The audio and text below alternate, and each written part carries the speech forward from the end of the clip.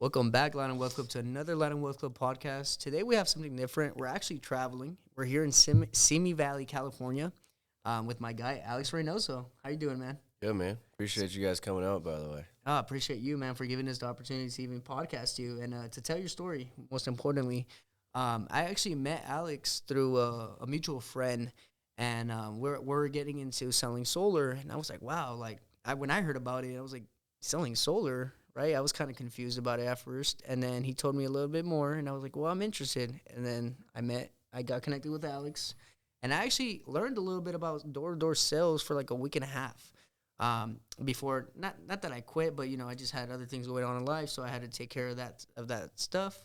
I would say, man, the door-to-door sales was challenging, but it was definitely a life lesson when it comes to learning how to like the human nature. Right, you're going to someone's house, and then you're literally going into their home almost, right, to sell them a product that they might not even want.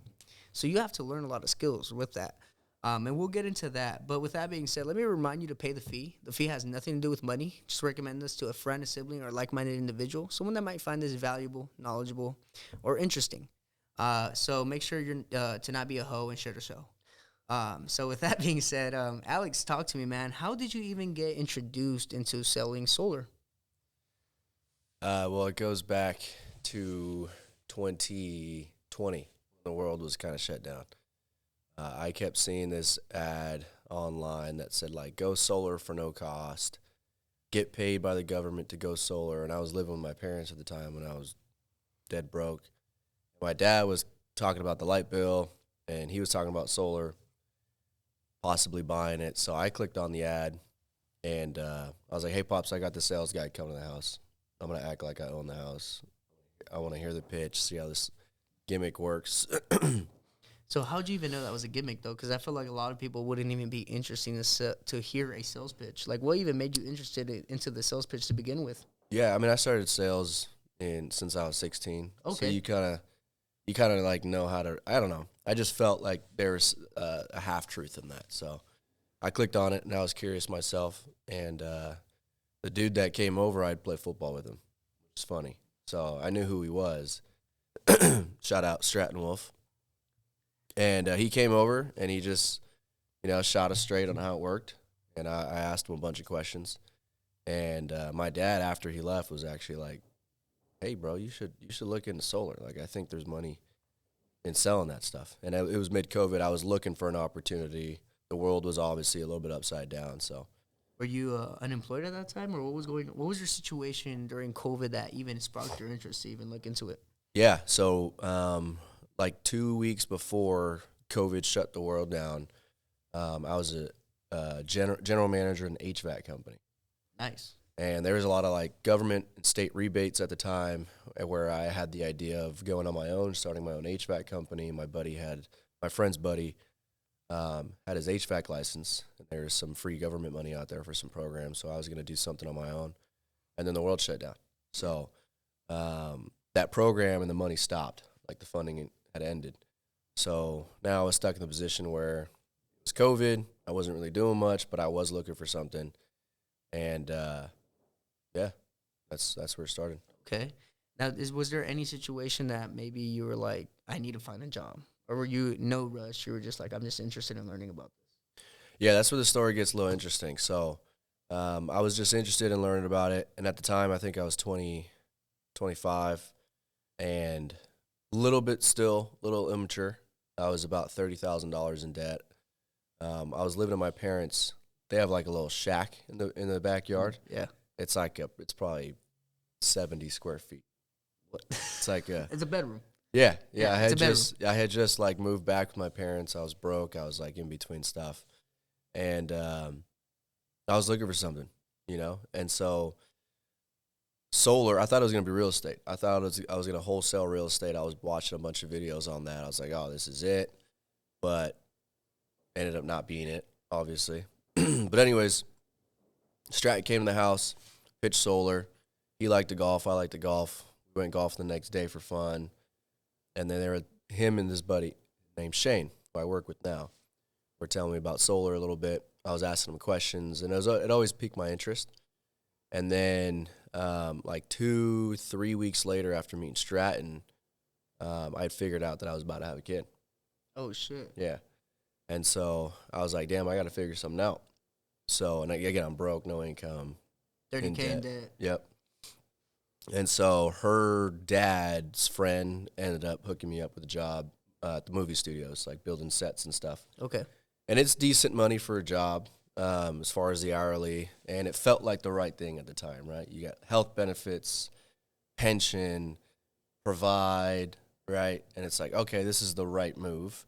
So I took the job. I was grateful for it, learned a lot. I do like working with my hands, so it was fun, like building sets, working with tools again. But after 3 weeks, the way that industry works is you're always getting laid off, going on new shows. You got to network and find a new show. So at the time, I wasn't a union member yet, and I had worked about 13 or 14 days. And you need 30 days to become a union member before you pay your dues. Then you can, I think you just have higher priority on shows. Yeah, it's mainly like, I think, like seniority. Yeah, I guess. I feel like when it comes to unions, I think it's mainly seniority when it comes to like jobs and stuff. Possibly. I mean, I was just learning about it. But, I mean, it sounded like obviously the route that I was going to go. So after 13 days of working there, we had finished the show, or at least they finished with me. And they're like, all right, time to find a new show. So I called him up. I'm like, what do I do? He's like, call the union, get on another show. I'm like, cool. So I call the union. And they're like, hey, there's 300 and something union members in front of you. You're still a permit. Call back tomorrow. See if we can find another show. I'm like, wow. Call back tomorrow. Hey, there's 50 union members in front of you. Call back tomorrow. Wow. Like, I do this for like 3 or 4 days, and the numbers just getting higher, lower, higher, lower. So I call the guy who got me the job, and he's like, hey, it might be a while just because of everything that's going on. Everybody's looking for work. So if you got to find a way to make money elsewhere, like, go for it. I'd recommend it, yeah. And by this time, it was November. So I was like, all right, well, I'll figure something out. And then it was Thanksgiving, then it was Christmas, and I was like, I got to figure something out. I got a baby coming in 9 months. And I'm broke. Was it a little depressing, bro? No, it wasn't depressing. It was just like, I was like antsy, you know? I was like, I got to get going. Like, what is it? You know? I feel like sometimes, bro, people fall into the depression mode, that victim mindset, bro, where they're like, damn, my life is horrible. I'm rock bottom, right? Because a lot of people would consider that rock bottom. You're in debt, no income. You have a kid on the way. Yeah. And you need to find something urgently. Yeah, I didn't have the time to think about that. It literally just didn't. You're just like, I'm moving, let's get it. I wasn't even motivated. I was just like, I gotta fucking figure it out, you know? Oh, yeah. So Shane, who I'd met, I saw I had followed him on Instagram, and he posted Ventura County hiring solar sales reps. And I DM'd him, called me right away. I was like, hey, I want to learn about the industry. We spoke for like maybe 5-10 minutes, and we agreed that I was just going to shadow him, like just go into homes with him, just be a fly on the wall. And he was nice enough to be like, yeah, I'll pick you up. So he'd come to my house, he'd pick me up. We did this for maybe 2-3 weeks, and I would go into homes with him. Some appointments would cancel. We'd go golf, you know. And I was like, I kind of like this lifestyle. Yeah. Number one. Number two, when I was working at the studios, I was waking up at like 3 in the morning to get to the studios by 5, to have my bags on by 5:30. Because if you don't got your bags on, like, you're getting your ass sent home. Oh, shit. If you get sent home, you're probably not coming back. And you don't get paid for that day, obviously. Yeah. So, after like 7 or 8 days, I was looking at myself in the mirror, like waking up, because I got my mirror right there when I wake up. And I'm just like, damn, is this life? Like, fuck. Like, did I fall into the work just to provide type life? Like, I had that moment. And I was like, damn, this was when I was working in the job. And then you're not off till like 6 o'clock. You're driving home. I'm like literally falling asleep on the freeway. And I'm just like, I'm doing this job for my kid, but I'm never going to fucking see him. Like, what's the point of providing for him if I'm never going to see him? And I always had this idea in my head that, you know, if I ever had kids, I was going to be able to provide, give them everything they want, be able to say no, but not have to say no. Of course. And just spend time with them, make the football games, travel with them, help them see the world.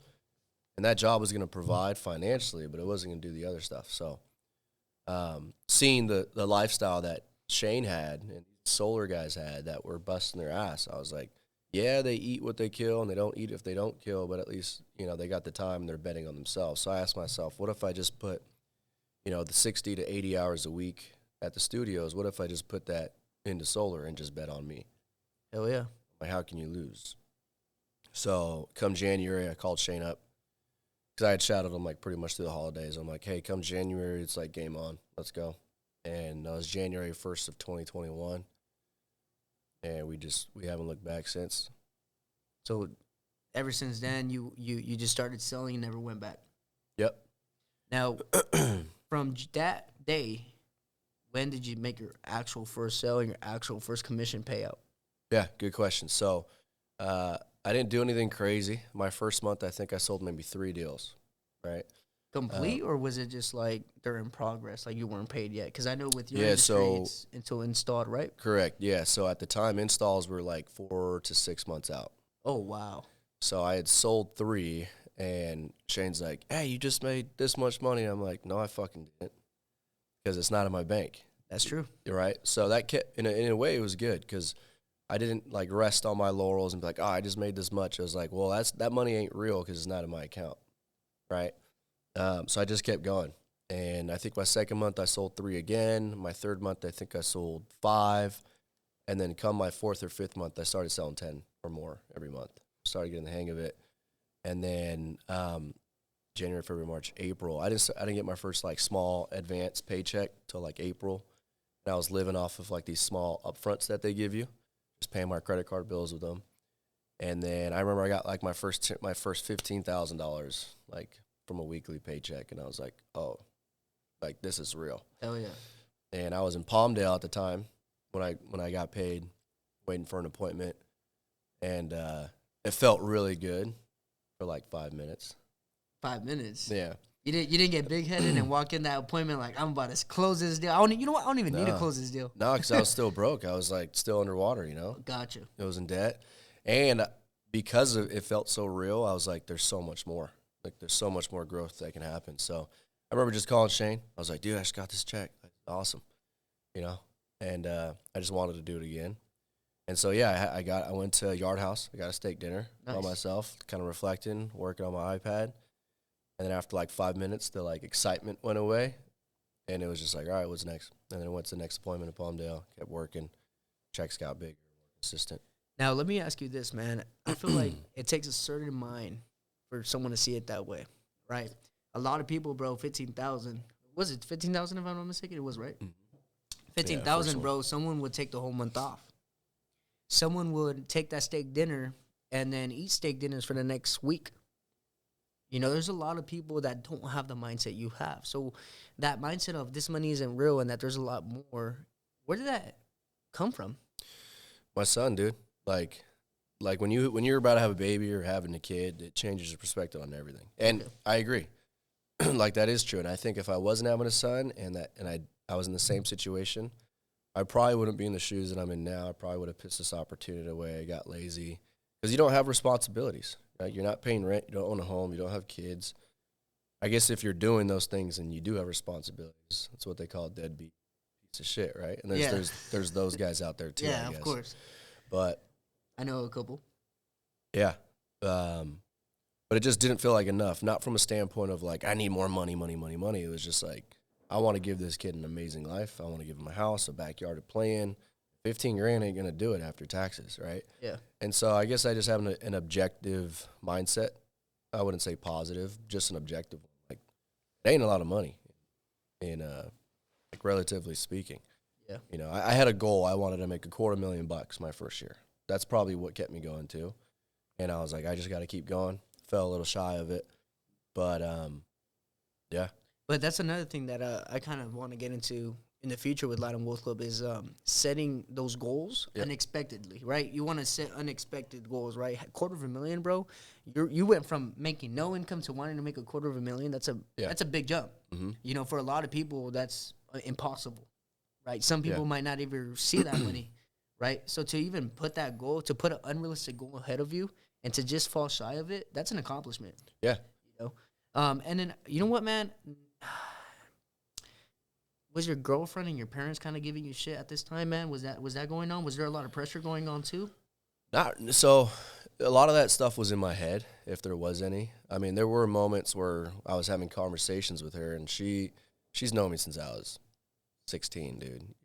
She knew me when I would start something, not finish it, kind of shiny object syndrome. So, rightfully so, she had some doubts in me that I wasn't taking personal. I was like taking a step back and be like, yeah, I'd probably feel that way too if I've known me for this long, Yeah, yeah, yeah.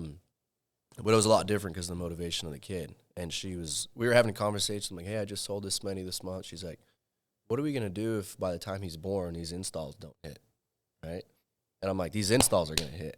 Like, trust me. Don't worry. Yeah. I got us, And she's like, all right. So just having even like 50 to 80% of her like, all right, go do it. If you say you're going to do it, go do it, was enough for me to just keep going. Not that I needed it, but I had a lot of good feelings about the industry, the people that I was working with, and then I was in rooms with a lot of people in the company that were winning at a high level. So it wasn't just like Shane or these guys. It was like, I remember they took me to my first event for my first 4 months into the business, took me to New York, put us in Times Square, and there was like, I think 70 leaders in the company. I'm looking around. It's like the average person here is at least making $250,000 based off their numbers. $250,000? At least, yeah. Damn.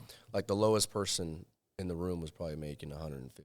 So you're talking about Bentleys and Lamborghinis in the driveway? Or No. We were in New York traveling. A lot of these dudes are humble too, which is cool. But I mean, there's some loud guys too. But you just went in the room. You meet the CEO. You meet people in the industry, and a lot of guys. I think that's the power association too. Like a lot of these guys that make more money than you do, they have a different perspective on life, and if you're around them enough, you can almost like borrow the lens that they see life through and put them on yourself, and all of a sudden 15K is like a bad day. Oh, right? Yeah, dude. I remember that with the stock market when I made my first like 20 grand, 30 grand, and I kept on buying stocks for 50, 80, 70. I remember I even told my girlfriend, I was like, like when I see 10 grand in the bank account, that's like my last 100. Yeah. Like, that's literally how I feel. Yeah, you're in trouble. And the thing is that a lot of people don't realize this, but until you make that type of money where you're making thousands, whether that's a business, whether that's an investment, your brain gets used to seeing that amount. It's true. So, literally, bro, 10K in your bank account, for me at least, is like I'm going broke. Yep. Like that's like next month I could be homeless. Like, that's like the type of mindset I have when I'm like at the 10K mark. Yep. And a lot of people for 10K, that's like, oh, I'm taking a vacation. Yeah. You know what I'm saying? So it and I see that point because, for example, in Mexico, right, I have a lot of wealthy family, fortunately, and being around them and seeing the way they see life and seeing the way they move and everything, it just brings a whole different aspect. Like, even Adrian noticed it. I forgot to even introduce AZ. But behind the scenes, AZ. And shout out AZ. Yeah, shout out AZ, man. He's the one that really does all this magic, man, to be honest, man. And he actually noticed it, though. When I came back from Mexico this past time, he's like, damn, bro, like, you came with a whole different mindset. And I was like, well, bro, being around my family, it's like mentorship. Yep. I'm like, you start seeing successful people, being around successful people, you just absorb everything like a sponge, Now, I do have a question, right? As Hispanics and Latinos, we do have our fathers that, when we are in positions like that, they try to apply pressure for us to do something, right? And I know I didn't have that, where he's, like, talking shit to me. But did your dad talk shit to you when he's like, why are you doing that? Like, get a real job. Or he was more supportive? I know he said that it was a good idea. But was there any time when your dad or your mother was doubting you? No, man, my dad, he's been the opposite my whole life. Like, he was a flight attendant for 15 years. Okay. For Southwest, like normal job to provide. But he was always doing something on the side. Like, okay. He was a part-time real estate agent. He was flipping cars. He was a DJ when he was younger. He's always doing something to hustle, And ever since I can remember, like literally my dad would have conversations with us. There's 4 of us. And then he'd be like, hey, you guys are never going to like get rich or live the life you want working for somebody else. He told you guys that? Yeah. That is amazing. When I was a kid, I was also like, then why are you doing it? So You you're know what I kind of mean? like that. You're being a hypocrite. I didn't think he was a hypocrite because as you get older, you can understand. But I was kind of like conflicted, like, but why? So why are you there? You know? As a kid, you As a saw it kid, and you were yeah. like, oh, why are you telling me this when you're actually in it? Yeah, doing kids it? ask good questions, right? Yeah, yeah. Yeah, they do. And so, yeah, my kid's asking the craziest questions right now, but yeah, but yeah, he's just, but he was always doing something, and now he works for himself. And I think what happened is he was like scared to make the decision to leave his job. Yeah. And once he left, or once they left him, he got laid off. It was the best thing that happened to him. But Wow. So can you say that one more time? You said it was the best thing that happened to him? 100%. Really? Yeah, he got laid off in 2015, and he took his 401k, invested into a couple party buses and limousines, started a party bus company, and that. Damn. Hey, you might be our next interview, bro. I think so. We need to talk about that limo business, bro. A lot of people have it. It's a small business. A lot of people own. It's a good business. I mean, right now, if the economy's down and people are in scarcity mode, it's like one of the first things they cut. But yeah, same thing with detailing. Yep. But he doesn't like being on camera, so good luck. We can try. Well, I would love it. I would love it. I have met him, so he is a good guy. You know, I met him that one time. So if you ever see him, I mean, if you ever see him again, when you see him again, man, tell him I said what's up. He might be down. We'll see. Yeah, man, he might. I mean, you know, share his story. You know, a lot of people have great stories, just how you have one, man. Now, you know, you didn't quit. You're still here. Yep. What is the league? What is this that you got going on now, bro? Like, I even get excited, bro. Like, I'm like, damn, I low-key want to join the league, bro. Because I see that you guys take these trips. You guys go to Mexico. You guys go to, you guys somewhere in Asia or somewhere? Bali, yeah. You guys have been traveling the road, bro, living life. Like, literally, you went, like I said, bro, you went from 30K in debt to traveling the world now. And now I'm 30K in debt again. But good debt. I'm just kidding. That's good debt, though. Hey, if you told me that, I'm going to assume it's good debt because it's being reinvested in your business. No, I'm playing, dude. No debt. No debt. No more. So debt-free. Yeah, I ain't going. Are you? I mean, I got a mortgage now. So that's debt. Yeah, but I mean, are you you bought a house. Yeah. Congratulations. Thanks, I remember last time we seen each other, you were still renting at Thousand Oaks, right? I was. Yeah. Nice, man. Good Getting job, ready. man. Good job. Wow. Yeah, damn. My boy still is really living life, man. You got a great father, bro. Now, you know, what is the league? What do you got going on right now with Sunder, man? I mean, you went from starting and learning the door-to-door sales, right? Oh, you know what? Let's go into the door-to-door sales actually. I don't think we've tapped into that yet. Okay. Door-to-door sales, bro. When I did it, that's just nerve-wracking. You're going up to somebody's door. You're going up to somebody's cave, right? Like that's their home. That's their safe place. Yep. A lot of people could be scared. You know, they could be offended. They could, you never know, right? You don't know who's behind that door and how they're going to react. Now, was it just easy for you to just knock on a door and talk to somebody? Or did you have to build up to do it? I guess I had a good, like, game plan going up each door, which you got to do. I don't think anybody just goes unless you're a maniac. And I guess those guys are out there. I've met them before. But I had 10 years of sales experience before. And 10 years of failures before.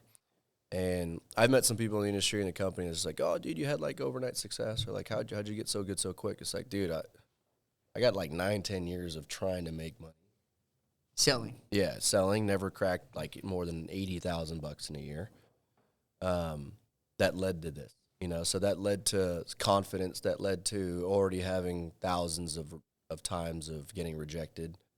You understand? So whether it was solar or a loan over the phone or HVAC, like it was all the same. It's all the same thing. Like you gotta build pain.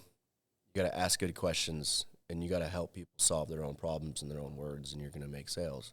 It's just a numbers game after that, and then.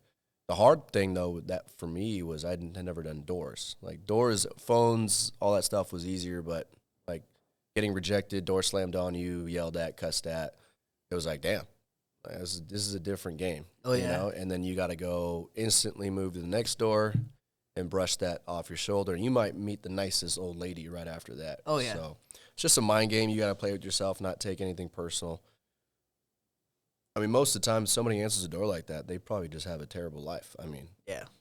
Yeah, You I know? had one guy I remember when in my hood, that's what you guys call it. That's what. So when you start with my boy Alex here, he's gonna give you a hood, right? Well, first he's not gonna just give you a hood out the bat. You got to go through the training process. You got to do whatever process he has going on now.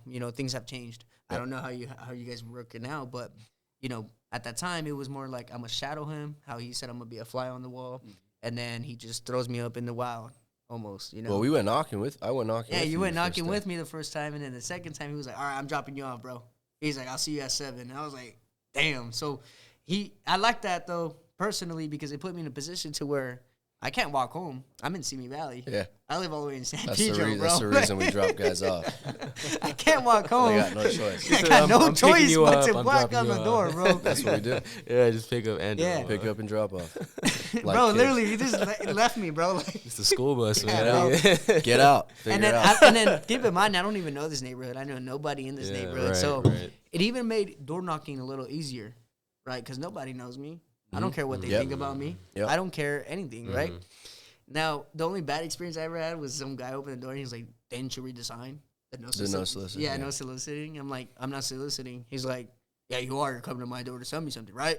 I'm like, "No, I'm actually coming to your door to educate you in something." He's like, "For what? To sell me something?" I'm like, "Maybe, but you haven't even heard it." And then he was like, "Nah." Door slammed. Yeah, door slammed. Because I remember You got far, though. I Further did. than most. Dude, no. far. He was actually shocked. Like, I actually got some appointments and stuff Oh, like that yeah? within a week. Yeah. Oh, wow. Yeah. Mario was a shark. He was hungry. We had to tone him down a couple of times. Oh, really? There was time where I got mad because I felt disrespected, Yeah. and it wasn't obviously you're not supposed to, like he said, don't take it serious, Right, yeah. you gotta know. shake it But off, it's like yeah. I'm not, and then at the same time I had to grasp the aspect that I'm knocking at somebody's door, Yeah. you know. Yeah. And I'm literally they might feel invaded, Yep. right? So I just had to, and at the same time too, I was only 21, so I Yeah. was a really young buck. Just You've definitely grown, bro. I can already tell. It Appreciate hasn't it, been man. that long. I mean, It hasn't been that long, man, and I'm still growing myself. a year man. maybe? A little bit Year over? and a half, 2 Year and a years half. almost. But in that year and a half, 2 years, dude, you've seen some extreme growth. And I mean, props to you, bro. Appreciate that, Yeah, man, happy for you, bro. Now, let's get into the league. Oh, well, no, let's get back into door-to-door sales. I'm sorry. The actual pitch of door-to-door sales, is it a lot harder than cold calling? Is it a lot harder than emails? Is it a lot harder than actually just, going through a website, driven customers? I mean, how is the sales progress with door-to-door versus other sales like real estate? Because they don't go to door-to-door saying, "Oh, I'll buy your house, sell your house." A lot of real estate people do knock. Do they? Yeah. I mean, it's just like anything works, man. Whether it's sports, sales, like there's fundamentals that work, right? In sports, you gotta go to practice, you gotta watch film, you gotta run sprints, memorize the playbook, and go execute, right? If you don't do that, you're not gonna win games. Yeah. Right? In sales, it's the same thing. Whatever it is for you, whether it's door knocking, ad spend, or all of the above, cold calling, like they all work. What matters is doing it consistently, right? You're going to get into sales and you choose the email market or you choose to go straight into ad spend because you got the funds, cold calling, door knocking, they all work. They're just forms of marketing. The question is, which one are you willing to commit to do consistently over a long period of time before you start seeing results? So you don't want to diversify yourself. You're saying pick one and stick to one? Well, I mean, when you're starting, right, it's hard to diversify. When you're starting out, you probably don't have thousands of dollars to invest in ad spend. That is very true.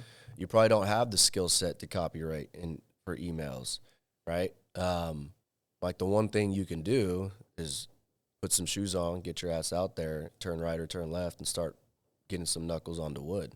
Start practicing, I guess that's when you're starting out. When you get more mature, you start making more money, yeah, you can be more omnipresent, invest into Facebook ads while you're door knocking, start supplementing your work ethic, but I wouldn't ever recommend getting away from what works, So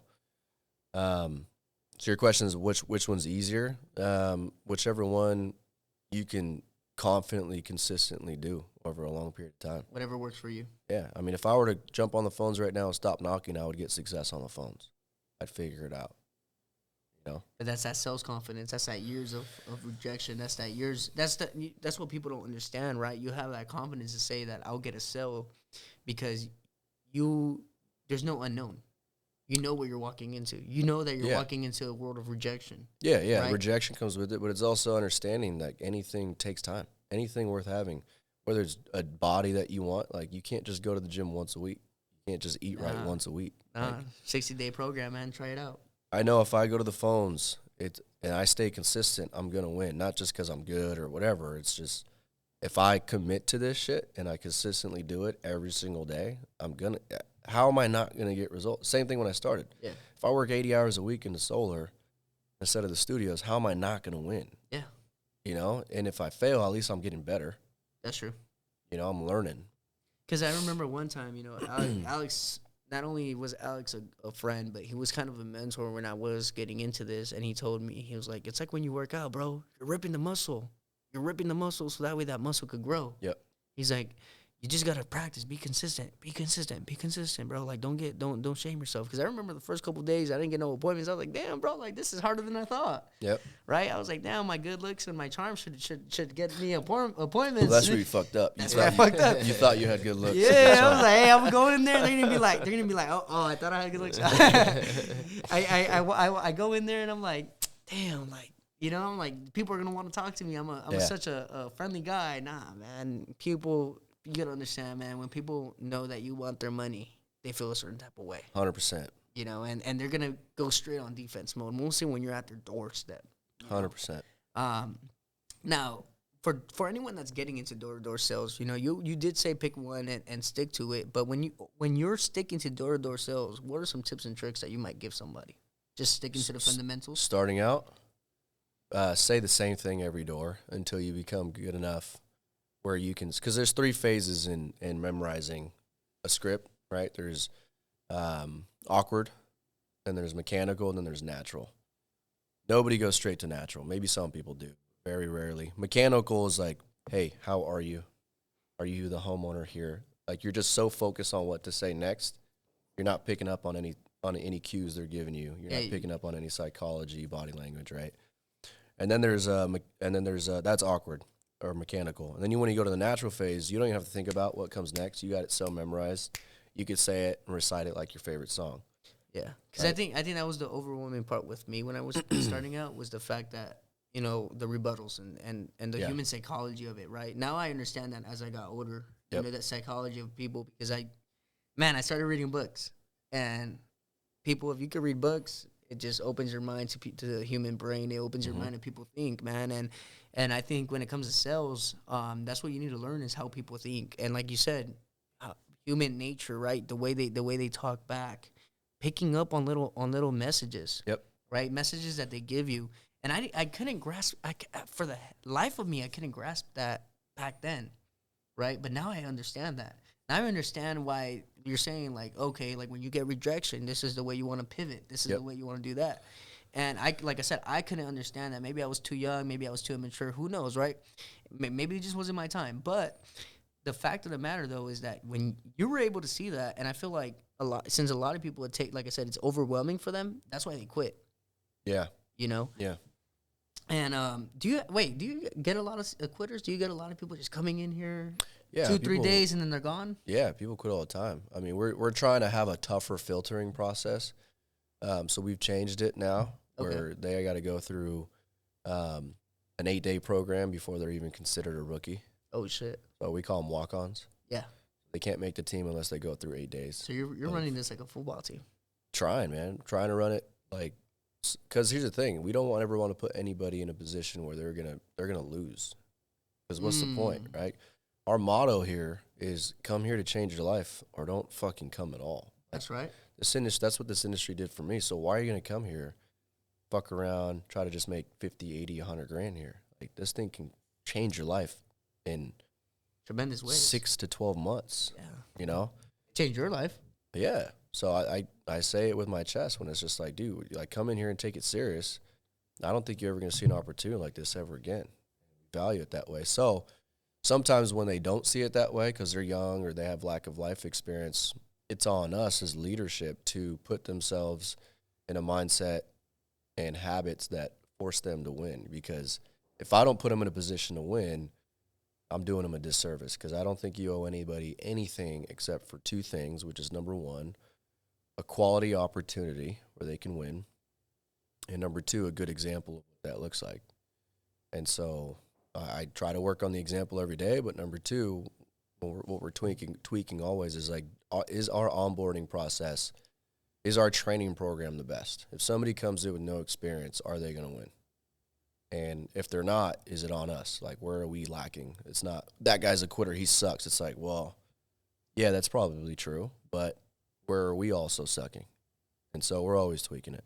So instead of blaming that person, you blame yourself and see where your flaws are at.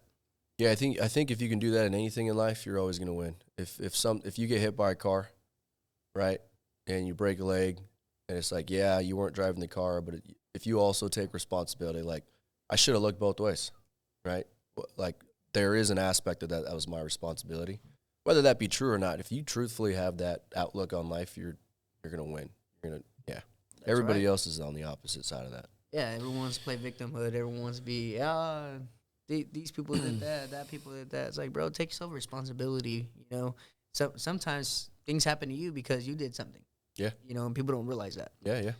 What I want to know is, what were you selling before you started getting into solar? Oh, okay, yeah. So we can talk about your experience now. All right. Sales-wise, well, I was in HVAC, but that was just kind of like a fill-in thing.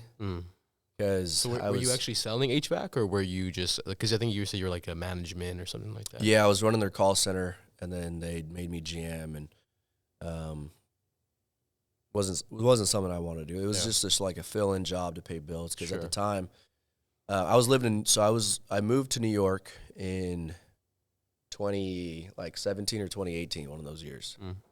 And I was in a relationship with the girl there, and I got a job. So let me backtrack a little bit more, I guess. So I got into insurance sales when I was 19. Okay. And I did that for 4 years. Learned a lot there. Learned a lot what not to do. Met some quality people. Met some not so quality people. Right. And I opened up an office, signed a lease literally out here in Simi when I was 19 with like 4 or 5 other people. And it was one of those things that people would consider a failure, but again, I learned a lot over the course of 4 years. And it got to the point where I'm just like, you grow, you change a lot from 19 to 23. Yeah, for sure. And so I was looking for something else, and anyways, ended up in New York. Said, fuck it, like, let's go try something new. I'm in a relationship. I was long distance at the time. I'm like, let's close that gap. It's New York. There's a lot of opportunity out there. Fell into business loans, merchant cash advance loans over the phone. And like what they say about New York's true. You know, it could chew you up, spit you out. I liked it. It was a lot of fun. You were downtown? Midtown. Yeah. Midtown. I was living in Jersey City, and then taking the metro over. It was fun. I kind of miss it. But so you moved out there originally for a relationship? Yeah. Is that the relationship you're in now, or No. did it didn't work out and then? No. Yeah. But ended up learning like more sales over the phone, doing business loans, and then 2019, I believe it was, April. My one of my best friends passed away. His name's Kyle, and so Rest in peace. Yeah, rest in peace. He was the good ones really go, for sure. And long story short, I get the call. I'm in a laundromat, and I'm like, I gotta go. So that night, I catch a flight, see all my friends and family. And at the time, I was still in that mindset of like really immature, just chasing money just because of money. I never had like a deeper purpose of making money. It's funny. The more I chased it, the more it kind of like ran away. You know what's funny is I seen a video the other day. Sorry to cut you off, but they say that's actually why they say money's the root of evil, because you're always chasing it, and like you said, it seems like it's always running away. It's always from fleeting. You. Yeah. Yeah, I agree. I think when you're more aligned to your purpose and you're in a vehicle that is lucrative, the money will come easier. So you ended up coming back for Kyle's funeral? I did, yeah, and I just wanted to be like around friends and family. And dude, I mean, when he passed, my whole fucking world flipped upside down. Because at the time, core values were money, you know, fun, just stupid stuff, right? Doing stupid things. And when he passed away, it really shook my world and gave me a different perspective. And then at that time, I was like, fuck money, fuck trying to be an entrepreneur, but I got bills to pay. So let me just get a job so I can just at least provide for my bills and myself and just be with like friends and family. So that's where I got the HVAC job. So, and within those 10 years of you getting those sales experience, you had a lot of ups and downs. You had a lot of times where you had to go back down to a job. You had a lot of times where, Plenty. Pretty much you had to make those decisions to let go of sales, right?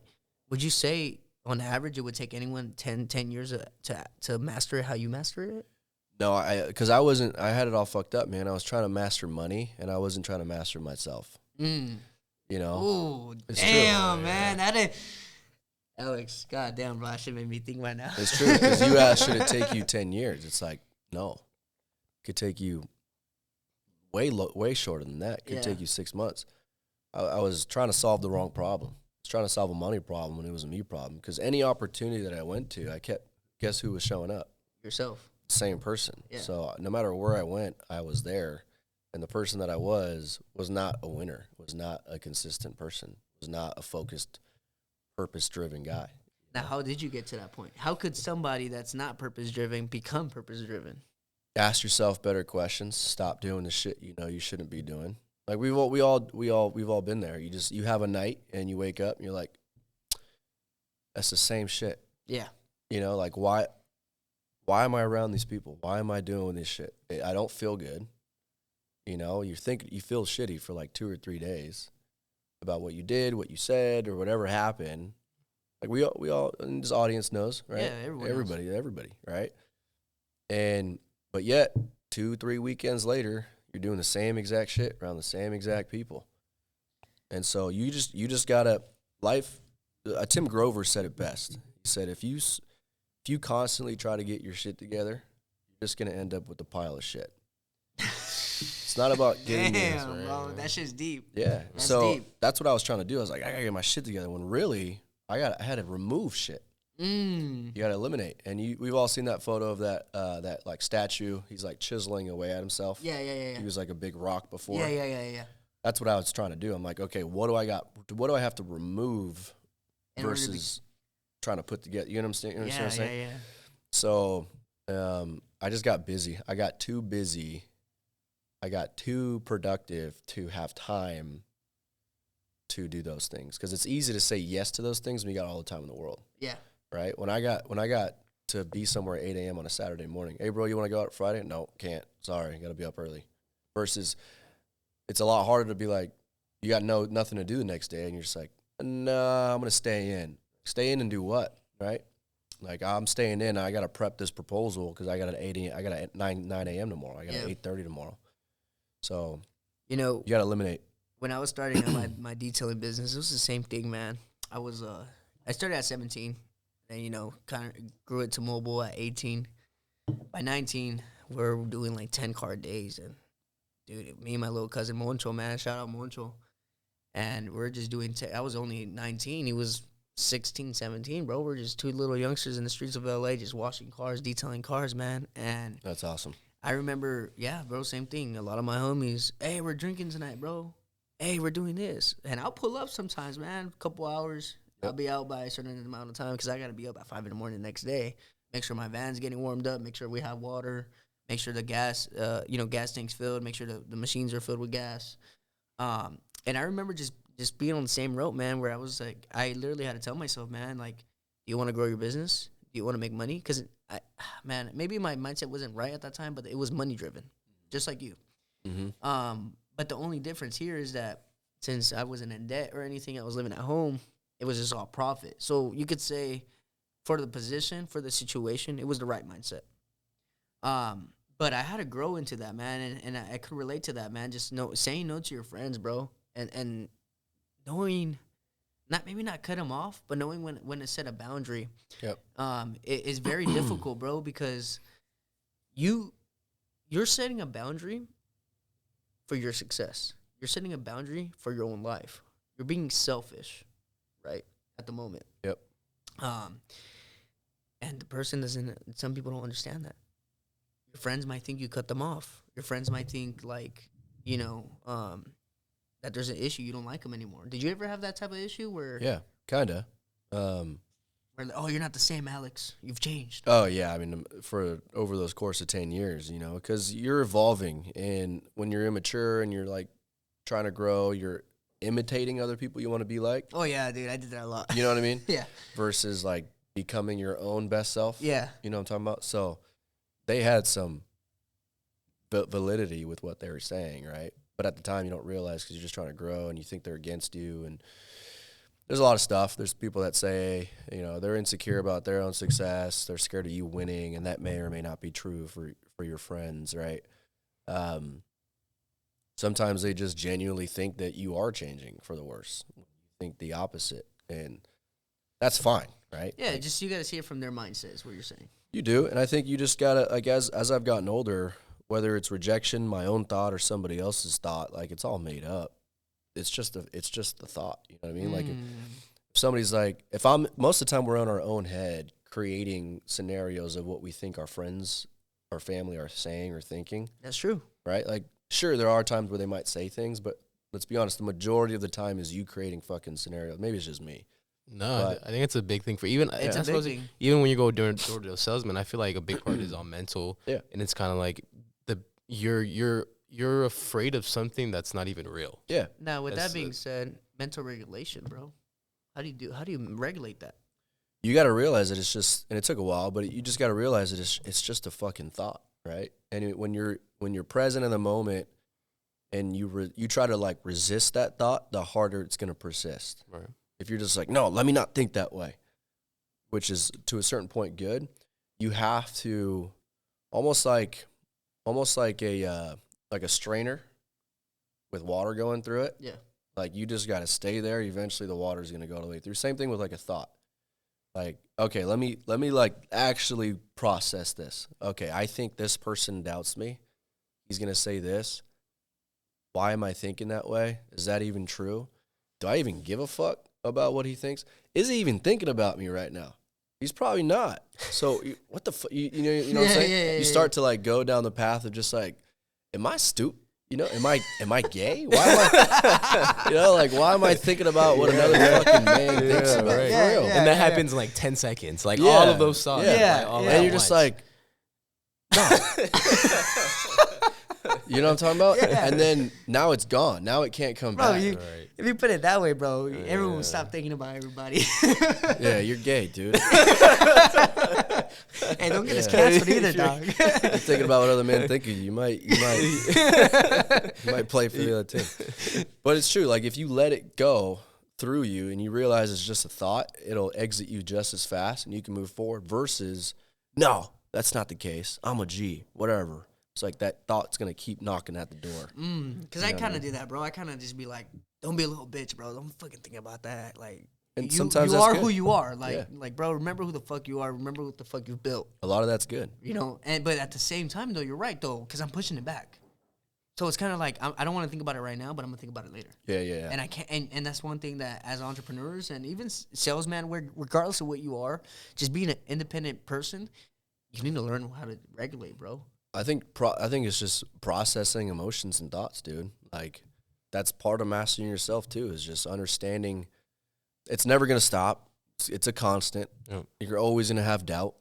I don't think anybody who's a billionaire right now doesn't have doubt. Oh yeah. Like, they still do. They're humans. If anything more, right? Yeah. They got more to lose, right? Mm-hmm. Or whatever. More money, more problems, bro. And it's a true story, bro. Like, when I made my first 100K, I remember it was like different problems. Yeah, taxes. Like I said, taxes, but not only that, but like feeling that 10K is a little bit. Yeah. There's different problems. Yeah. Different stresses, I'm stressing about things that a lot of people would be like, how the hell are you stressing about that? Why would you be stressing about that? You should be blessed. And it's like, nah, you don't understand. Yeah. To a certain point, they might be right, though. Oh, that's true. But, I mean, I think just also having like an objective perspective on things, right? Where you're just like, and I try to get away from myself all the time. That's like a constant thing that I always not battle with, but like it's fun to do, kind of. It's just like question my reality kind of thing, right? Where it's just like somebody says something, I'm like, nah. I'm just like, well, is there a chance he's right? And I can really be like, fuck, maybe I am weak there. Shit, let me work on that. Or is there a chance he's right? Nah, guy's a fucking idiot. So you're saying success requires a lot of self-reflection. Yeah, you gotta be humble, dude. And I don't think humble means you don't have an ego, you're not confident, but you're willing to not think of yourself in a way where you can't grow, right? I mean, you're always gonna be able to grow. Right? Yeah, that was my biggest challenge, bro. Yeah, Personally. and I think truthfully, you can learn from anybody, like whether they're making less money than you, whatever. Like if a fat dude tells me how to get in shape, I can learn from that. Ow. Doing the opposite. Yeah, exactly. Oh, Exactly right. Adrian's already getting in the mastermind. I'm telling you can learn from anybody. If he's like, bro, you got to work out like this, I'm like, all right. Maybe I shouldn't do that. Yeah, appreciate it, man. I'm like, now I know how not to do abs. Right? Clearly it's not working, but it's true. I mean, you learn from everybody. Yeah. See, I had to learn the true definition of humble, man. I used to think that humble meant that I couldn't have an ego. I used to think that humble meant that I couldn't have a confidence boost or, think of myself highly. I had a battle with that a lot, man. And I think it's because of how I grew up, man. I grew up with a lot of hate. Because your environment. Well, I don't know what it is, man. I mean, I'm just a really outspoken person. You know me. I'm an outspoken person. You're less loud than you were when I know. first met you. Yeah, I really am. But I've been okay. So when you first met me, I was like that my whole life.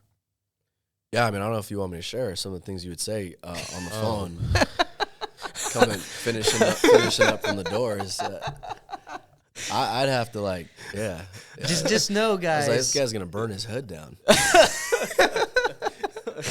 Got a liability. You started everything this whole thing. I was like, fuck. It's a little rambunctious. Like, just know, guys. I wasn't good with rejection. I would get a little mad, but I'd get motivated. It was funny. Yeah, it was funny. Yeah, but I was like that my whole life, man. I just been outspoken. So a lot of people would use the word humble. I would say to bro, calm the fuck down. And I seen it as a. That's how you viewed the word humble? Yeah, for a long time. And people telling you what to do is not good. Yeah. So for a long time, I had a process that humble doesn't mean to calm the fuck down, and that someone else is telling me what the fuck to do. Right. That I had to realize that humble, all it means is I don't know everything, and just how you said, I could learn from somebody, bro. Like I could learn from a homeless guy. I could learn from a tweaker. Yep. You know, and like I said, bro, it took me a while, but I finally understood that. And I mean, like you said, bro, you've seen the growth in me. But yeah, bro, like my whole life, man, it was always like, oh, you're so cocky. Oh, like you're an asshole. Like, and it's like, when you get called those things and then they use humble in the mixture of those things, humble becomes a bad word to you. Yep. So you when you hear be humble, you take it to offense. And that was a big deal that I had personally. Yeah. And I think you can learn from everybody, but you should try your best to learn from those that are doing a lot better. Of course. Because it's hard to take offense from somebody that's doing better than you, because somebody that's on the same level or beneath that's calling you out that way, that person does sound insecure. That person does sound like he's trying to drag you down. Like, calm the fuck down, bro. It's just like, dude, Yeah, and I get, and that's the thing, though. The people that were saying that were no one I wanted to be with. Right, yeah. No one I wanted to be like. And that's one thing, too, that I had to learn was, be humble. It's kind of, you have to choose to be sometimes. Sometimes you're dealing with an idiot. Yeah. Are you going to listen to that idiot? Yep. And sometimes you're dealing with a winner. My guy, Alex, I would consider him a winner. I'm dealing with Alex. If Alex tells me, "Hey, bro, don't want to be a dick, but I think you should consider this," I might really consider it. But if it's idiots telling me, right, consider this, and it's like, you're doing that? Yeah, I'm doing that. Well, it's obviously not working, dog. Yeah. you know. I mean, there are some times where even recently, somebody's like, like, why are you doing? I'm like, dude, shut the fuck up, man. Like, can we just be buddies? Yeah, can we just be friends? Can we just be buddies, dude, and just not talk about work or what I do or what you do? Like, oh, you still get that to this day? Sometimes, not as much, but like, I have friends that I love that I've known for a long time, and I just don't want to talk about business with them. Yeah. Like, they serve no purpose in it. No, they just serve a different purpose in my life, and I serve a different purpose in their life. You know what I mean? It's like not everything's about business and money. So sometimes you're the people that you grew up with. I don't want to hear it. It's just not a topic that goes anywhere, like productively. You know what I mean? I like to have a good time. Like, dude, let's just go on the boat and drink. Let's just watch our kids play together or whatever. Like, so sometimes you just gotta choose what you're talking about with who you're talking about. And I love those friends 100% to death, like to the grave. There's just things that I don't really care to talk about, just like if I'm I don't know, like I don't like talk about politics because I'm not really well versed in politics. Yeah. You know what I'm saying? So I don't know. There's just things that with certain people I talk about, with others I don't, and it allows me to keep a relationship. And I think you got to evaluate relationships. Like, just because somebody doesn't make money with you, and then there's that whole thing where it's like, if we ain't talking about money, what the fuck we talking about? It's like, well, dude, it ain't all about money, right? And it's like, I think you got to evaluate relationships like, hey, what is this person, like, what value does this person bring to my life, and what do I bring to their life? And it's just like, sometimes it's just laughter, dude. Sometimes it's just like memories. Sometimes it's just people that you got a bond with, and it's like, it has nothing to do with money or business. And it's like, this does fulfill me in a certain way, in a different way that's necessary for like my soul. Like, sometimes I do want to just go fuck around with my buddies, drink some tequila at my house and just shoot the shit. You know what I mean? Like that. Yeah. You know what I'm saying? Mm-hmm. And money's never a topic in that, but it's fun for me in that aspect sometimes. Do you get belittled sometimes, bro? Do I get belittled? You still selling solar, bro? Are you still doing that little solar thing? No, not really. I mean, for a while I had like solar plug in my bio, so I'd be around town in a small town, you see people, oh, it's the solar plug, and I'd be like, yeah, you're right. Like, what's up? Let me know. I'm here when you're ready, man. Who do you know that owns a home? Right, yeah. Like, I never took offense to it. It's like, oh, it's him. Whether they were trolling or not, it's like, you know what I am. Oh yeah, like when I first started my business, they used to always troll me in high school because people just thought it was funny that I was starting it for some reason, and then I would tell them the same thing, like, yeah, you want your car washed? You want your car detailed? Yep. Oh, like at that point they're like, because they're trying to troll you, and you hit them with that, and they're like, wait. I can't even afford this shit. Yeah. Just don't take offense to it. Like, yeah, who do you know, bro? Yeah, I'm a solar plug. Who do you know? I'll hook him up.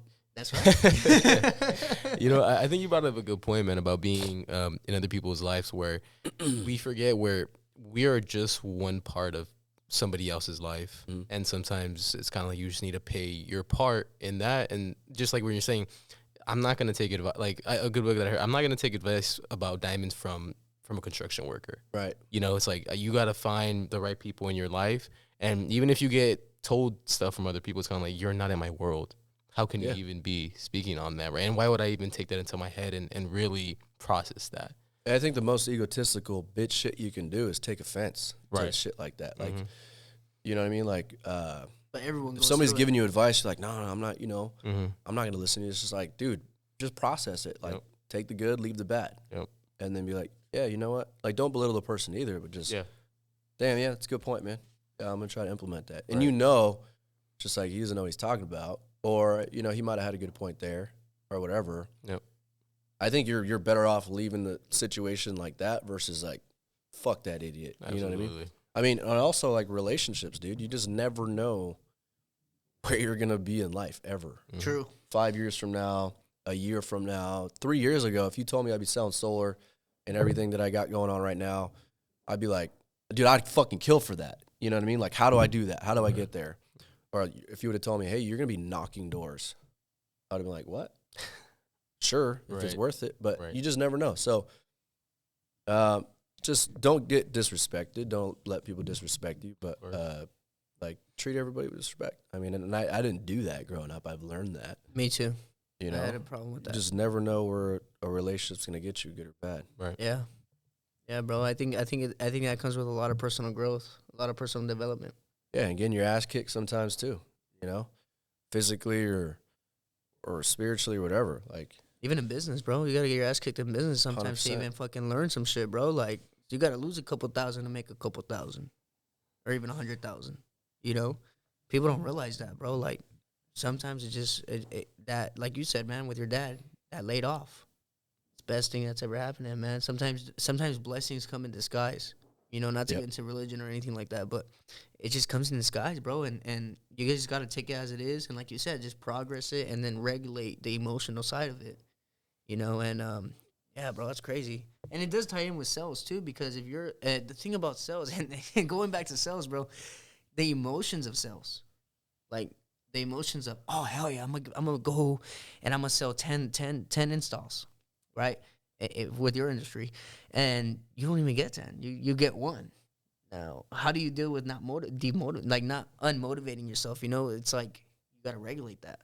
You know, you gotta regulate. Like it's like you, bro. You set $250,000 and you didn't reach that.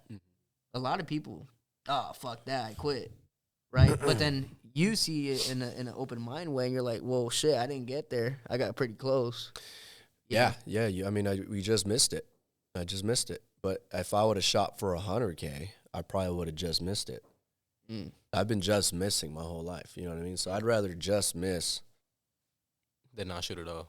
I'd rather just miss bigger than just miss smaller. Because that's like the mindset of an entrepreneur, or like what other successful entrepreneurs try to like teach on like us younger ones, is that you should set unrealistic goals. And the reason why you want to set unrealistic goals is because you're gonna make yourself overwork yourself. Yep. Right. So let's say you're fine with 100K, but you set $250,000, right? Because you set up $250,000, and because you were working towards of $250,000, you're gonna surpass the 100K mark that was originally your goal. Yeah. Right. Yeah. That's actually the benefit of setting unrealistic goals. Right. Now, with the solar industry, bro, and the league. What is the league? Because was it Sunder? Like, did you guys change names, or what's going on? Bro, I'll get back to that, but I want to make a point because I got lost when I was younger too about setting unrealistic goals. Okay, yeah, let's continue. You do, but often optimism and delusion, they sleep in the same bed, right? So you can have an unrealistic goal, but you have to be realistic about the work it takes to get there. Okay. Like, yeah, I had an unrealistic goal to get to $250,000, but I knew exactly what I needed to do. So you already had the blueprint to get to $250,000. You have to. If you're watching this and you don't have a job and you're like, I want to make $1 million next year. It's like, great. How? Right. Great start. How? Right? Not only how, more importantly, who? Who do you have to be to get there? What does that person look like? What's he talk like? What's he wake up? What time does he wake up? How often does he go to the gym? How long does he work? What kind of man do you want to be? What kind of person do you want to be? Right? You can't surpass who you are, and if you do, in income, if you do, it's short lived. I've known people that make millions and they lose it right away because they're not ready for it, right? Yeah. And I think I'm grateful for the 10 years of failures that I've had because it's made me ready for this opportunity that I'm not letting go of. That's right, and you're growing, bro, and you're growing. So let's transition that to the league, man. What is the league, and is it any different than Sunder? Because Sunder's the company, the league is your own thing, or? Yeah, good question. So Sunder is the company. Sunder's a sales dealership in the solar industry. And the league is just, a brand that we've built that I'm just having fun with, to be honest. Right. I see that, bro. I see that. I see the partying. We're seeing the back end of it, right? Yeah. We're not seeing the day-to-day grind. We're not seeing door knocking. We're not seeing that, right? We're seeing you enjoying your fruits of your labor. Yeah, so this is gonna be fun to jump in. So Sunder's I'm a 1099 independent contractor with Sunder. All right, I'm not a direct W-2 employee, so they can't legally tell me, hey, work this many hours, do this, do that, right? They don't want to, right? Which is what I love about them. You can build this thing however you want, and for me, I always wanted to be an entrepreneur, right? And I wasn't really good at it. Who knows if I ever will be? I think I'm a really good intro, right? Where like you can build a business of your own within a business. Like I didn't start Sunder. I didn't create the relationships with the installers. I don't do payroll, right? Those are things that go into a business and they do all that. So they have a platform where I can just plug into and just do what I'm good at. And that's where the lead came from.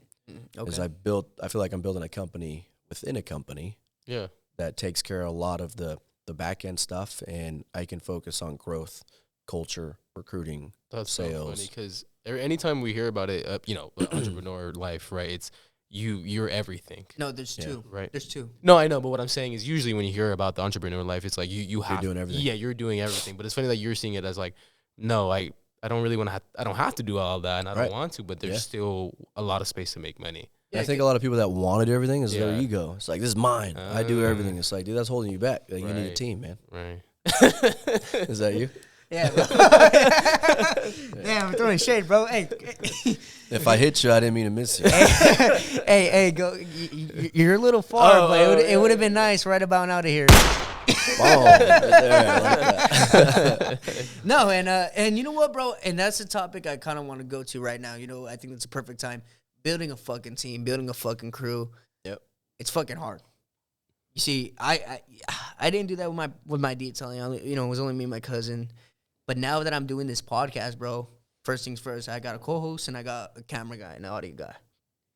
I said, man, I don't care if this burns a hole in my pocket. I'm running off fucking faith. Mm-hmm. And I'm going to be fucking consistent. I told myself, I don't care what my numbers look like within a year.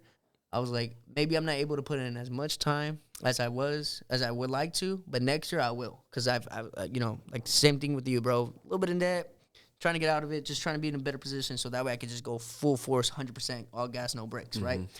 But constructing a team, bro, and building a team, and not only that, but I remember back when I had 2 vans and I had 4 employees with my detailing business, which was actually 4 months after not working with you. Yep.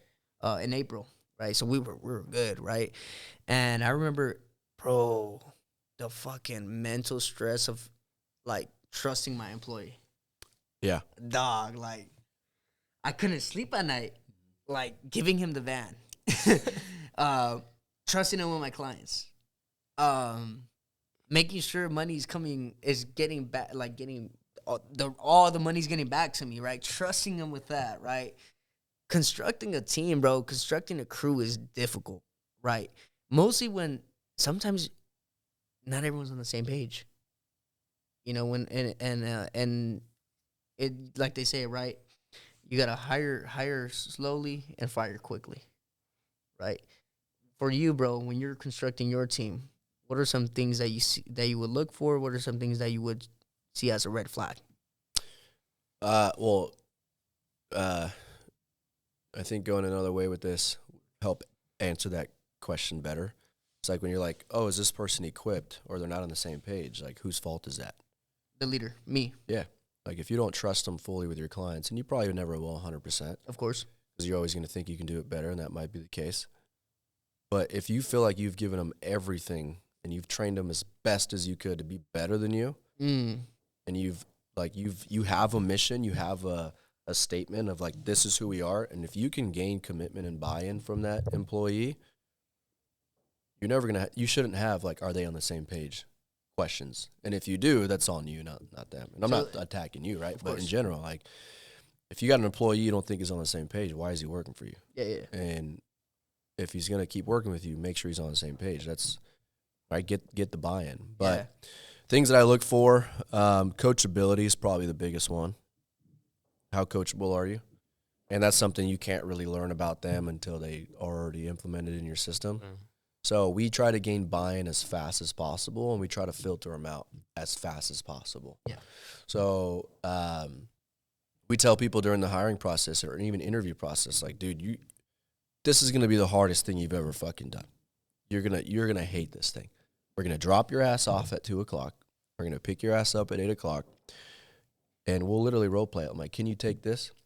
Get off my fucking door, right? And I'll yell at him. And I'll be like the most craziest homeowner. Yeah. Like, look at him in the eye and like slam the fucking door. Can you handle that? It's like, I think so. I'm like, good. That's the worst thing that's gonna happen to you. Yeah. You're not gonna die. Nobody's gonna hit you. If they do, there's bigger problems for them, right? True. Yeah. But if I can tell them, hey, there's a monster under your bed, and every night he's gonna be there, you're gonna see him. Might make some noises.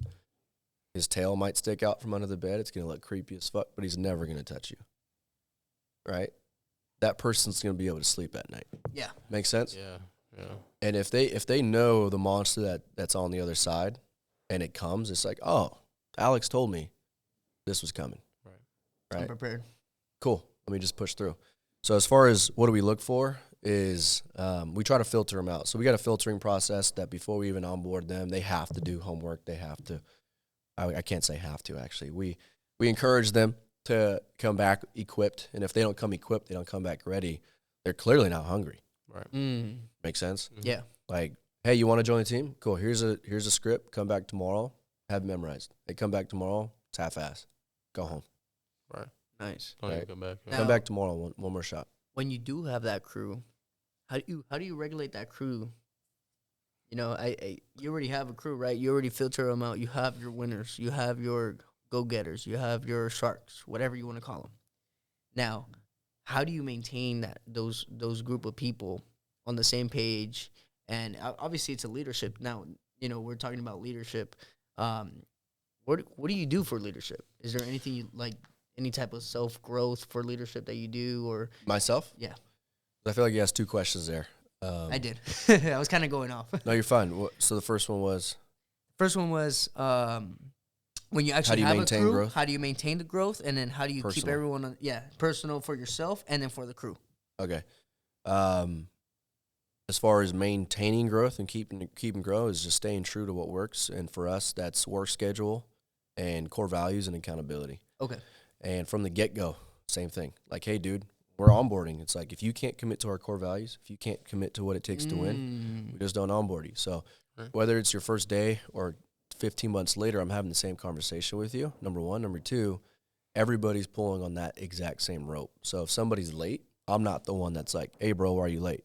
You got 3-minute wall sits. It's the guy who's been with us for 4 days. It's like, hey, bro, that guy's late. Hey, why are you late, man? So it's not just me, right? It's a culture. So I think culture is the biggest thing. If you can have a culture of this is who we are, this is what we do not deviate. Your guy who's a month into the business, your guy who's a week into your team feels like he can also hold other people accountable because that's your culture. That's right. You understand what I'm saying? Yeah. So I think our culture of our core, like our three-legged stool, work schedule, core values, accountability. If we can maintain those things, we can maintain growth. And it's not just me doing it. Like, I don't even do most of the trainings in my office anymore. That's right. Guys are stepping up and doing it. It's cool, Hell man. It's yeah, cool. bro. Awesome, yeah. It's helping people Respect. level up, right? Hell yeah. You know, keep going. As far as personal growth, I'm watching shit like this every day. Nice. On the way here, I was watching a podcast, right? But I also found a way to implement what I'm watching. I don't just. Hormozy said in an interview, he's like, a lot of people do mental masturbation. They're prepare to do the work. They're watching podcasts. They're creating to-do lists, right? I'm like that. Like, learn, watch podcasts, but go right and find out a way to watch what you learned or what you read that day. Find a way to implement that in your business, whether it's a conversation with somebody on your team, a system that you're implementing into your operating systems, whatever the case might be. You're finding a way to implement something you got from that. Or else it's just going to leave you. Like, you might as well have not even watched it. Yeah, exactly. That's true. You got to use it, while it's fresh, right? If you know and not do, it's the same as not knowing. There you go. Damn. I didn't make that up. no, but I heard that today, and I'm implementing it right now. And I see your core values, bro. We got respect, discipline, resilience, and humility, man. That's amazing. I think you're right, bro. Shout out to David, man. My old employee, David, bro. That guy, bro, he was loyal, great guy, fucking hard worker, and we did the most we could until $7 gas came into the Ukraine war came, and we got burnt the fuck out, man. Got to be real with you guys. But thankfully, though, man, I had a great employee. I got a good run, and we were on the same page on building everything. Just that He was bought in. he was all He in, sounds bro. bought in. He was in, man. Shout out. He actually follows us, man, and hopefully he sees this, man, and sees our shout out. So shout out to my boy David, man. But one thing I think I want to take away from your business is the core values, bro. Is because that's something I wanted to do, bro. It's funny. I was thinking about a lot back when I had the employees when I was trying to remake the uniforms. I was gonna put respect, discipline, and I was gonna put what else? And honesty. Love it. I was gonna put like 3 words like that on the shirts, and I didn't end up doing it, but now I see the reason why people do have core values in their businesses, right? Yeah. And the fact that they do sell it to their crew or to their team to like, look, bro, this is what we represent, and if you don't represent this, you're out, or whatever it may be, right? You're not even in. Like this is like, I guess you can see it like in a gang, right? Yeah, it's a fucking gang, dog. Like you're gonna get jumped the fuck in, and if you're not with the fucking business, get the fuck out. If no one's bigger than the program. Yep. If this is our program, stick the fuck with it. It's like, dude, so we got too many success stories here from me, from my cousin who was working at a tree farm, to my brother, to Armando, man. Shout out Armando, man. I remember him, man. Shout out Armando. Dude, we got so many success stories from all over the place, right? Regular jobs, 99-cent store, RV sales. And it's like the program works, right? And if you don't run by it, you're hurting it. Oh, yeah. And if you're hurting it, we can't continue to change lives. And if you can't change lives, you're out, man. Yeah. Right? And it's not just having core values. I mean, I've been part of plenty of businesses where core values was just a checkbox in their business plan, right? Okay. Oh, we got to have core values. What are they? Throw them together. HR thing. You got to live by them. You got to die by them. In our hiring process, we wait to talk about core values at the very end because we're just like, hey, this is great. This is compensation. This is timing. This is how it works. But without these core values, none of this fucking matters, man. And we go into each core value. And it's like, if you can't commit to these core values, we just can't work together. And at the end, it's like, hey, out of everything you heard today, what grabbed your attention the most? 9 times out of 10, people are like, core values, man. I think it's cool that you guys hold yourselves accountable. That's right. I think the fact that if I'm late, I'm disrespecting everybody. That's right. I think the fact that I don't have to look good or sound good to win here. I just have to have discipline, right? That's the biggest thing, is you got to not just have them on the wall. You got to exemplify them. People have to feel them off of you. You got to live them, because if they don't see the core values in you, you might as well just throw them out the fucking window. You got to apply pressure, bro. You know what happens when you apply pressure? It creates diamonds. Yeah, that's what they say. I mean, we just had a jeweler on recently, and he was explaining to us how actually like diamonds are made and stuff like that. So, damn, bro. You're dropping a lot of nuggets today, bro. You got me like, I'm about to leave here, bro, and I feel like making $1 million within the day. But it's how I'm gonna do it. You gotta remember that. You gotta have a plan, guys. You can't just say I'm gonna make $1 million with no plan. Now, with this Thunder stuff, man, and the league and everything, man, where do you? What, sky's the limit for you? Yeah. We just got back from our first annual like region event. So we put on an event. We took our guys out to Palm Springs. I guess the host said that it's because it was like 48 acres. Oh, fuck. It's like a compound. I guess the Kardashians rent this place for Coachella every year, and it's like $400,000 they pay to rent it out. Something like that. I don't know. This place was insane. It was big. And so we took these guys to this awesome place, because you got to change your environment. There's like every person has like, I don't know. It was just an amazing spot. It's got a soccer field. It had like a kickball field, volleyball, basketball, pickleball court. It was just a huge compound. And so we just went out there and had fun, but the main goal was to stretch their vision. So sky's definitely the limit. We got a big goal that we set over these next 4 years, 24 to 2028, inside of the solar industry specifically. And it's a big goal that I might just miss again, right? But in the process, a lot of lives will hopefully change. That's right. Are you married to the process, bro? Are you just addicted to the grind? Not really, no. As far as what keeps me going, a couple things. Definitely my son, right? Still. Shout out Still. Shout out Steely boy. Definitely my son. Definitely just not going backwards keeps me going. I don't want to ever go back to where I was. Bills, life. You gotta pay bills. Yeah. But more than anything, like having the responsibility of being a leader keeps me going for sure. That's something that I think I hacked is if I got people following me, I can't get lazy. If I'm working for myself, by myself, I'd make way less money. I'd make way bigger mistakes. I'd be way lazier. Like yesterday, we had Saturday morning training, 8 a.m. I wanted to stay in bed. A lot of guys might be like, I'm ready every day. I get up. I'm fucking fired up to go to work. Some days, most days I'm not. I'm just like, but I got X amount of guys showing up. I can't not be there. You know what I mean? So I lean on my guys heavy. Like, they're the reason I win too, is like, I got to show up. I got to prepare training. I got to put up deals. I got to go show them how to go build a team. If I'm not doing it, they're not going to do it. Right. So they help me level up big time. That's right. Damn. So you got to keep your crew. You keep your crew regulated, and your crew keeps you regulated. Yeah, it's just perfect system, man. Yeah. Damn. Trying to make it perfect. So how many people do you have on right now? So we're in 3 states right now. We're in California, we're in the state of Maine, and we're in Texas. Wow. Bigger in California. We have probably roughly maybe 40, 45 people. We have some like sub dealers that are doing some volume. But we're trying to grow. So we're trying to this year promote 12 what's called district managers in 2024. That means I got to go help 12 people make roughly $400,000 next year. That's right. 12 new people. That's right. So 400 or 500 fuck yeah, grand. dude. Go fucking do it. Hopefully I get there. Maybe I might just miss, but that means we got to open up 12 new markets. We need a district manager. We need to get the guys in Maine to that volume. We got to get the guys in Texas in that volume.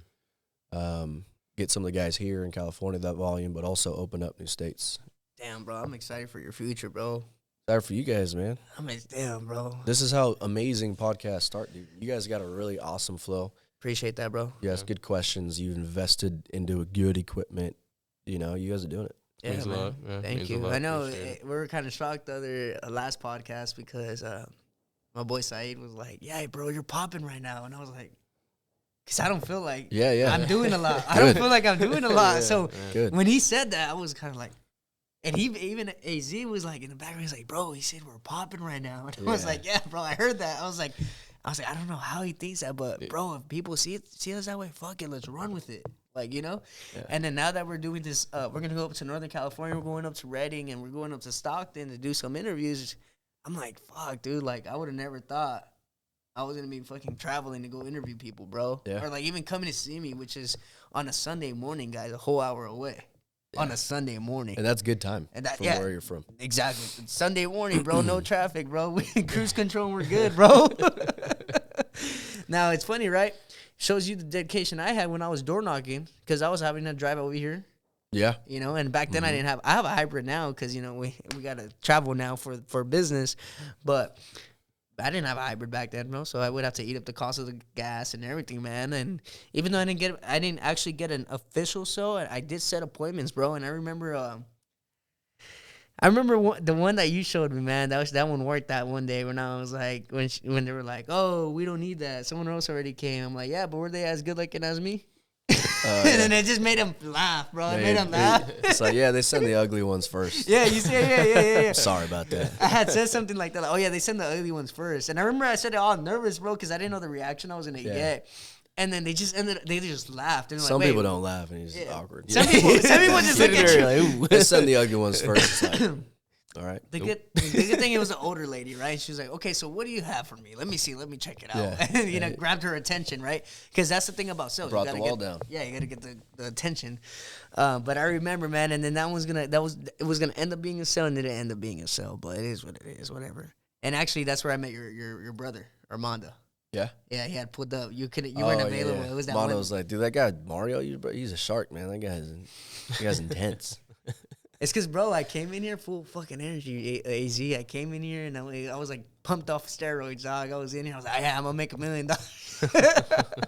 and like I said, I went out there, and I did it. But like I said, life hit me, and I have to take care of business, bro. And as men, you know, we got to do what we got to do. Yep. You know? But any final words, bro? This is, you know, we're getting into the end of the podcast, bro. Anything for viewers? Anything you want to say to your team? Don't be a hoe. Share the show. You know where I got that from? I don't know if you listen to this guy. Funny, huh? Andy Frisella. Oh, he says that? He says that. Really? He'd be like, don't be a hoe. Share the show, guys. Same thing where I got the fee. I like that. Yeah, man. Shout out Andy Frisella, man. He's actually, I would say, he obviously doesn't know me, but he's like my mentor in this podcast game, dog. Definitely. Sweet. Okay. Yeah, that's you got a good path you're following there. Yeah, that's that guy right there, bro. I be sending cause you know he has a guy too that's like his like co-host type thing. He has like AZ to him. You need an AZ, dude. Yeah, we need an AZ, bro. So who's gonna hit the fucking? Yeah. Oh right. I love how you ask questions too, though.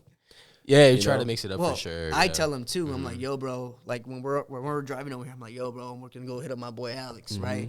Alex does this. Alex does that. Look, check this out. I know a little bit about his story, so here's a little bit what you should know about him, like how I told him about your kid and stuff like that. Cause I already knew that story. So I was telling him, I was like, look, bro. Any questions you have, feel free. I'm like, just ask. Cause I was telling him too, like when we would do podcasts and it was just me and the other guy, I was like, bro, I kind of need you. Yeah. I was like, cause there's sometimes where I get stuck.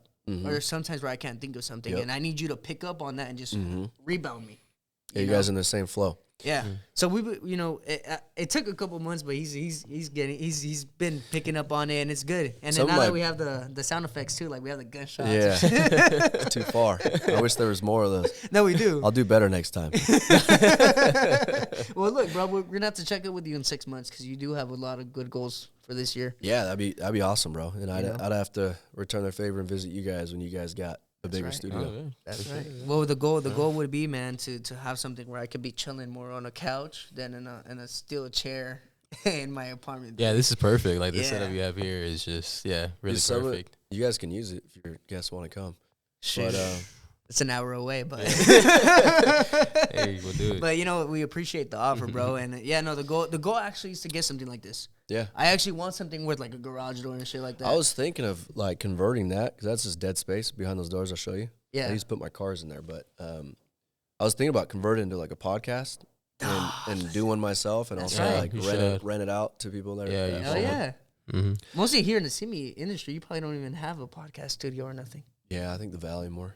But I was about to say, like, most of my favorite podcasts do have like a dude that's not on camera, but you just hear his voice, and you're like, "What's that guy look like?" Yeah, I literally would tell him all the time too. Well, should we put a camera on you? And they never show him. And then he was like, "Nah, bro, don't." And I'm like, you know what? That might actually grow an audience. Yeah, you know? Yeah, just like because like Gary Vee, for example, it was always D-Rock. You never knew what D-Rock looked like, but he was always like talking about D-Rock. Yeah. Well, I feel like if you're a true supporter of LWC, if you've been watching our story, you know how you've seen him at least once. I think maybe once. Maybe. Yeah, like in the first episode. Yeah, AZ doesn't come out for. I'm just trying to make sure he stays off camera so your views stay going. No, now that you said that, he's gonna stay off camera. Well, now it's official. I was already kind of planning to, not to have a cam, but he was trying to use me in a thumbnail, and I was like, bro, if you put me in the thumbnail, you got to put the black bar over my eyes. Like, mystery's good. I did one like for example, like Andy Frisella, he has DJ, and DJ's actually on camera though. Okay. Yeah.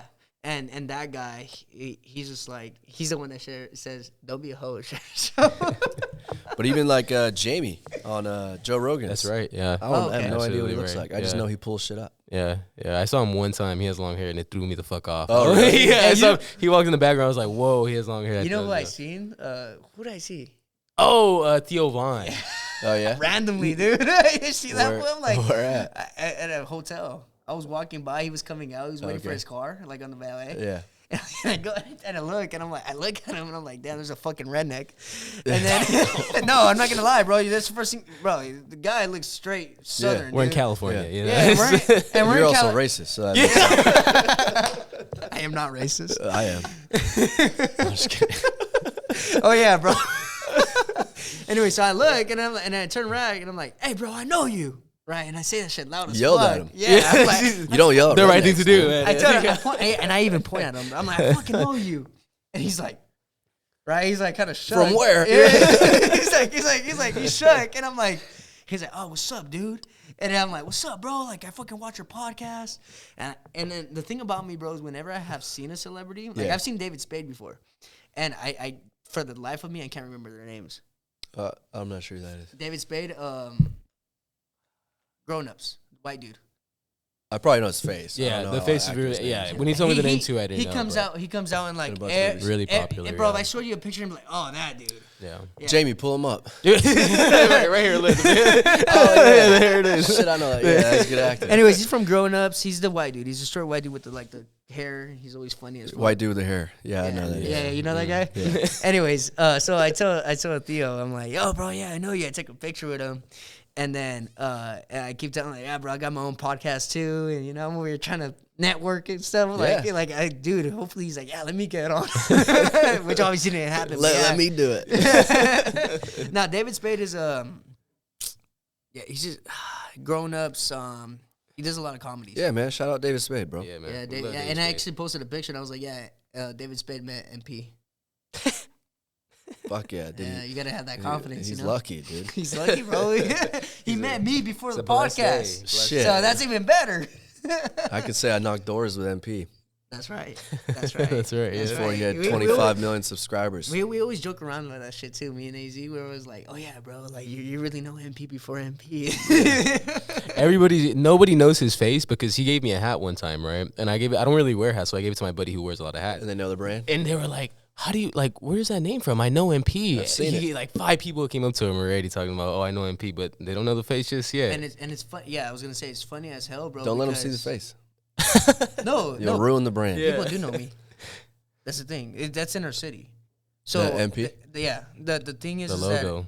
that I think Because you had a truck, right? Yeah, I think people have seen the truck. A lot of people know that's my logo though. So Yeah. a lot of people have. I know one time he told me that the guy told him that one guy told him like, hey, you know Mario, and like they're like not tripping on him, but they're like, hey, you know Mario, like, or why do you have his hat on? Mm-hmm. And then a lot of people will be like, hey, I know that logo. But yeah, bro, and Pedro, I'm pretty sure the MP logo is pretty well known, dog. Yeah. That's a dope logo. I appreciate it, and actually, I stole that from someone else. Damn. Hey, cut Not that gonna out. lie, Yeah, man. yeah. Not gonna lie. I'm not gonna hell no, bro. thing that's the I took that from no man. I took that from a guy I inspired to be like Bedros. Oh, okay. You got inspiration from him. I got no. He had a show called The Empire Show, Oh, and the M and was the, actually. and the M and the P are connected. Okay. And then I was like, whoa, and I just took it and ran with it. I obviously redid it. Yeah, and, yeah. You like, changed kind it of, up. Nah, it's like it's kind of the same, but like color wise and shit like that. Like I changed it all up, but I It's I like, got no, it's straight up copyright infringement. Don't stop correcting me. I low stole key. that shit. Nah, hell, I stole that shit, bro. Straight up. Stop trying to bro. make it better, man. Nah, It's fuck all right. that, bro. And I'm pretty sure if Bedros were to fucking look at this shit, he'd probably laugh and be like, hey, I like that Dope. guy. Yeah. And hey, shout out to him. He lives in Chino Hills. Does he? Yeah. Okay. He's not that far away from us neither, bro. Because I You gotta remember. get with him. Well, shit, I had a multi-millionaire client out there, bro, and I remember I was going out there and I was like, yo, like, he had an assistant. Mm-hmm. Shout out to my boy, what's her fucking name, bro? You're fucking Italian. What's her name? I can't remember his name though, but great guy, bro. I fucking love that guy. I'm about to text him after this. Did he have hair? He had hair. I don't know. Yeah, bro, he Yeah, definitely had hair. I know that Yeah, is. for sure. Yeah, you know that guy? I know Yeah. that guy. He's cool. Anyways. Anyway, he told me, he was like, yeah, bro, like, I seen Bedros one time. I was like, what? I was like, yeah, bro, like, they all live around here. I'm like, what? He's like, yeah, there's another guy that died. I guess he did the 1% podcast or something. Yeah, like yeah, that. yeah. Sam. Sam, he knew him too. He's like, yeah, Sam. He's like, dude, your fucking client was like his neighbor. I was like, what? So, like, he started name dropping all these entrepreneurs. I guess, bro, Chino Hills is like or safe haven for entrepreneurs, bro. No 'Cause way. I think, yeah, bro, they all have their. How headquarters far are out you from there? I'm pretty far, 50 miles.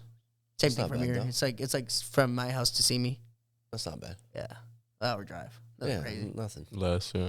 Nothing Right now, crazy. the You gotta get in drive that is circle, easy. bro. I want to. Start I want somewhere. to. I would like to, man. But I would have to bring you along too, bro, because you're an inspiration to me too, man. I gotta be honest with you. Yeah, I appreciate that. I gotta be dude. honest with you, bro. That's Like I pretty said, cool to bro. hear. Shit, bro. Like, I get that a lot too for some reason, bro. And I'm like, damn, I feel like I'm nothing. Yeah. You know what I'm saying? I'm pretty sure you feel the same way. Yeah, like, you're dude. like, damn, Just I got get started. I got a lot of work to do. You know, and there's a lot of work that we got to do. But you know, just to seeing the growth, bro, and the fact that you went from debt to making your first 100K, because I remember you told me that you made your 100K, and then after that, just running with it, and then now you're building your own fucking league.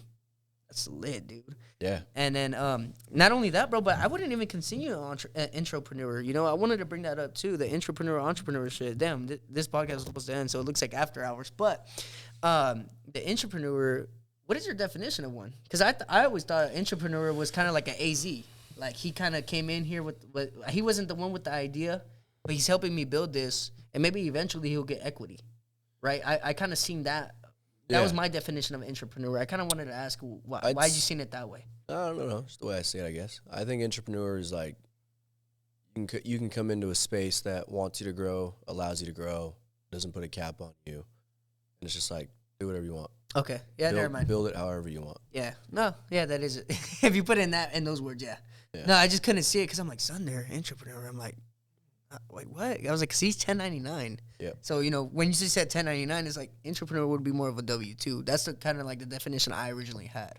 I guess you could still be W-2 entrepreneur if the vehicle didn't have a cap and let you do whatever you want. But typically W-2 people don't really. Or if you're starting out, there's sometimes where W-2 people get stuff done, But I just timing, I guess. I remember Patrick Bet-David, another podcast guy I look up to. He said he always talks about entrepreneurship and the importance of having an entrepreneur as an entrepreneur. Yeah. Having that second guy, having that team effort, bro. But yeah, let's just end this podcast, man. It was great talking to you, bro, and I want to catch up with you in 6 months. Let's do it. This is my first podcast I've been on. This was fun. Well, I'm happy to pop your cherry, dog. Hey, somebody had to do it. That's right. Hurt a little bit, but it was fun. That's right. But with that being said, Latin Wealth Club, we're gonna see you on the next one. On Money and No Money Out. Stay dedicated, stay motivated, and don't be a little bitch.